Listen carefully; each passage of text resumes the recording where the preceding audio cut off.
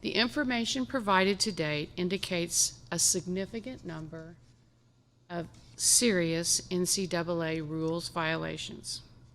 While we have no choice but to continue to ask for your patience while both the university and NCAA investigate, the personnel actions we are announcing today are an indication of the gravity of what we have discovered. Today, Athletic Director Fulmer and I issued termination letters to the following: Assistant football coaches Brian Niedermeyer and Shelton Felton. Also, 4 members of our on-campus football recruiting staff.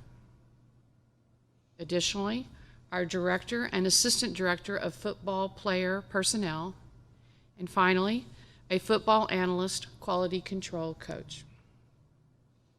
That brings me to the question of our head coach. Coach Jeremy Pruitt is the leader of the football program.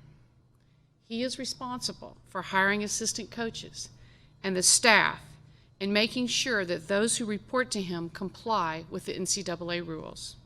This is written into his employment contract. In addition, under the NCAA bylaws, he is presumed responsible for the actions of all staff members who report to him, either directly or indirectly. Coach Pruitt hired and was responsible for monitoring all 9 employees that we have issued termination letters to today. Based upon what we know, it is clear that Coach Pruitt did not adequately promote an atmosphere of compliance and or monitor the activities of the coaches and the staff who reported to him. Accordingly, today, Athletic Director Fulmer and I agree that we have no choice but to move forward with terminating Coach Pruitt. He was provided his termination letter this afternoon. This is not what any of us want for our football program or for our university.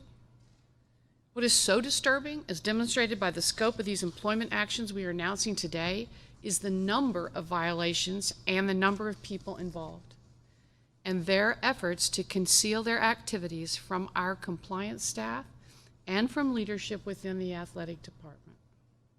Most of all, we deeply regret the impact this may have on our many student athletes, particularly the vast majority of our football players who've had no involvement in this matter at all. The unexpected need to hire a new coach caused me to reevaluate my place in the organization. I knew we need stability and continuity at Tennessee, and our next football coach needs to be on our sideline for 10 years or more. And I am confident that we will find that coach, but also am confident that he will want and need to know who his athletic director is going to be for the duration. I asked Chancellor Plowman if we could revisit my position, and she agreed. My thoughts are, I'm 70 years old. I am not going to be the athletic director at age 80. It was always my expectation I would move on from athletics sooner rather than later. It only makes sense that I make that move this semester so that a new coach with a new athletic director can implement their vision together. I want to emphasize that we are prepared to take firm action, not only to those that we discipline who may have acted badly, but to ensure that everyone understands the culture of our entire University of Tennessee system, that we put integrity first. If you can't win the right way, you don't belong here.